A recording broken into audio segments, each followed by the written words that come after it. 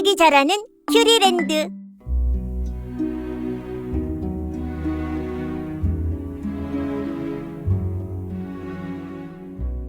내 아이들에게 아빠는 아일랜드에서 태어났단다.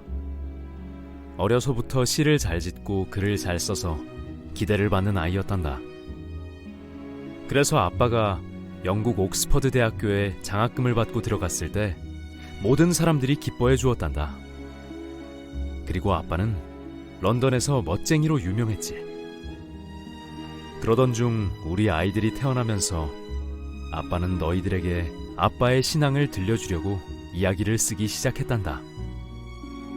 얘들아, 이 세상은 아름다운 곳이긴 하지만 아직도 그늘진 곳에는 가난하고 불쌍한 사람들이 많이 있단다. 예수님은 우리에게 세상의 빛과 소금이 되라고 하셨는데 빛이 된다는 것은 어떤 의미겠니?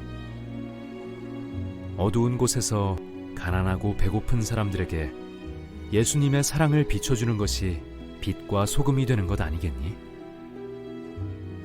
너희들에게 들려주려고 이 이야기를 생각했다가 케임브리지 대학교에 가서 대학생들에게 이 이야기를 들려주었단다. 예수님의 사랑을 그린 동화란다. 궁금하지 않니?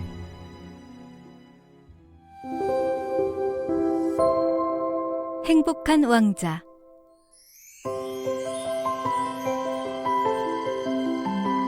도시의 광장 한가운데 행복한 왕자 조각상이 서 있었다.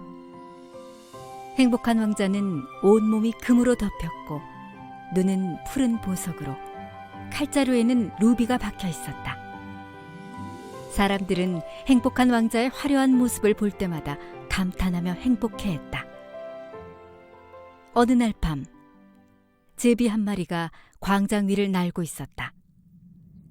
추운 겨울이 다가오면서 이미 제비의 친구들은 따뜻한 남쪽 나라로 날아갔고 이 제비도 곧 떠날 채비를 하고 있었다. 제비는 내일 먼 남쪽 나라로 날아가기 전 마지막 하룻밤을 어디에서 쉬어야 할지 찾고 있던 중에 행복한 왕자를 본 것이다.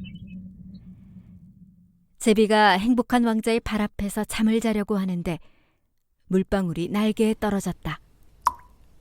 이상하다는 듯 하늘을 본 제비는 밤하늘에 별이 반짝이자 다시 잠을 청하려고 했다. 그러자 또다시 물방울이 떨어졌다. 제비는 행복한 왕자의 눈에서 눈물이 떨어지는 것을 보았다. 당신은 왜 울고 계세요? 제비가 물었다. 난 행복한 왕자란다.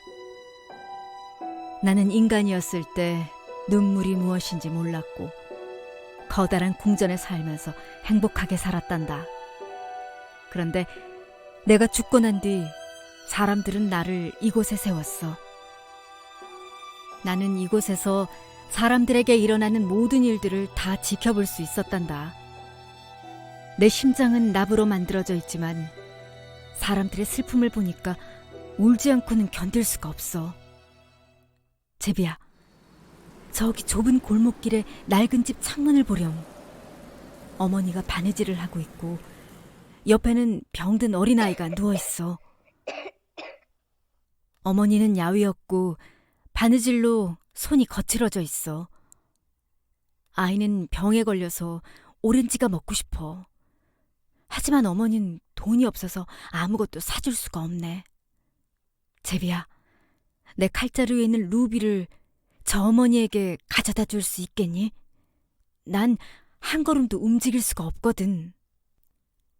행복한 왕자님, 제 친구들은 남쪽 나라에서 저를 기다리고 있어요. 저는 내일 가야 해요. 그렇지만 행복한 왕자가 눈물을 흘리며 부탁을 해서 제비는 할 수 없이 부탁을 들어주기로 했다. 제비는 행복한 왕자의 칼에서 루비를 가져다가 어머니에게 가져다 주었다. 어린 아들은 병이 들어 괴로워하고 있었고 어머니는 지쳐서 탁자에 엎드려 있었다. 제비는 탁자 위에 루비를 내려놓고 돌아왔다. 그리고 제비가 말했다. 왕자님, 지금은 무척 추운 겨울인데 제 몸은 참 따뜻해요. 이상해요. 그건 네가 선한 일을 했기 때문이지. 다음 날 제비는 친구들을 만나기 위해 떠나려고 했고 행복한 왕자에게 작별 인사를 했다. 그때 행복한 왕자가 다시 부탁했다. 제비야, 나와 하루만 더 같이 있어 주겠니? 저 멀리 보이는 다락방에 가난한 젊은 작가가 글을 쓰고 있어. 난로불은 꺼져 있고 춥고 배고파서 더 쓸 힘이 없는 것 같아. 저 작가는 며칠 동안 아무것도 먹지 못했어. 네가 나를 한 번만 더 도와주겠니? 나에게 루비는 없지만 내 눈이 보석이니까 이걸 뽑아서 저 작가에게 주거라. 그러면 계속 글을 쓸 수 있을 거야. 왕자님, 안 돼요. 제가 어떻게 왕자님의 눈을 뽑을 수 있겠어요? 제비야, 내 말대로 해줘. 왕자님의 부탁으로 제비는 푸른 보석 하나를 젊은 작가에게 가져다 주었고 작가는 하나님께 감사드리며 다시 글을 쓰기 시작했다. 다음 날 제비는 행복한 왕자에게 작별 인사를 했지만 왕자는 하루만 더 같이 있어달라고 부탁했다.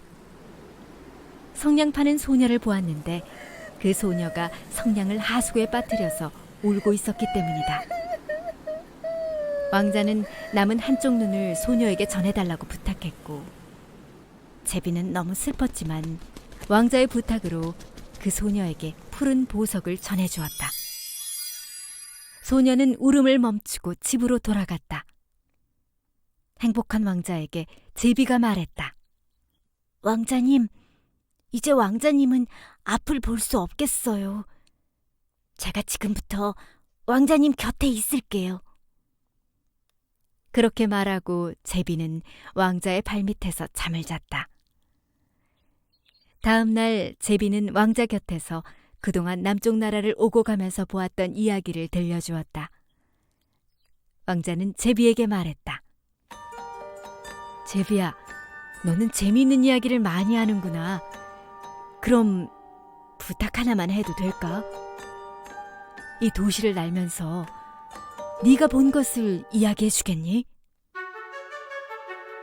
제비는 그 도시를 구석구석 날아다녔다.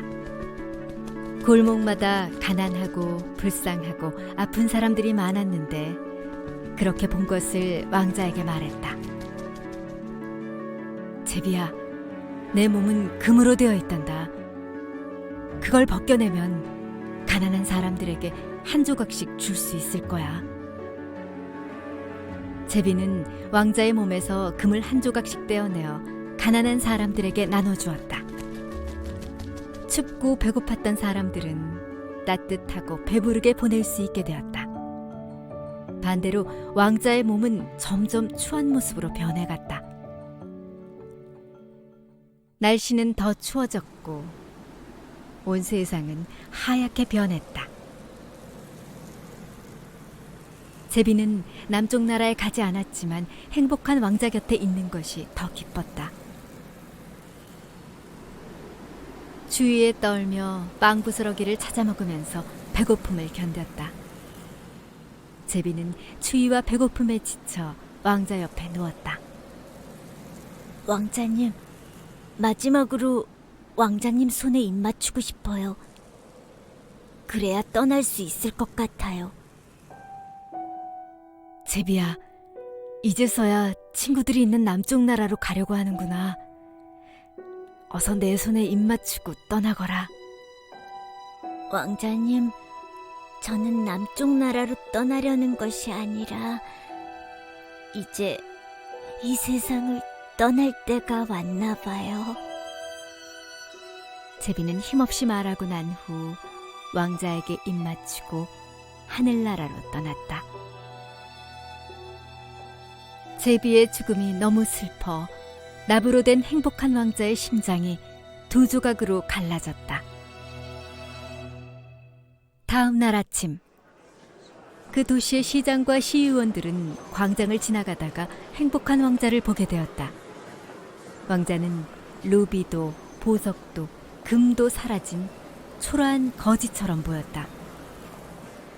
왕자의 발밑에 제비 한 마리가 죽어 있었다. 추하게 변한 행복한 왕자를 사람들은 용광로에 집어넣었다. 그런데 행복한 왕자의 다른 조각은 모두 녹았는데 심장은 용광로 속에서도 녹지 않고 남아 있었다. 이 이야기는 하늘나라에까지 전해졌다. 하나님은 천사에게 왕자의 심장과 제비를 데려오라고 명령했다. 제비와 행복한 왕자는 하늘나라에서 영원히 행복하게 살았다.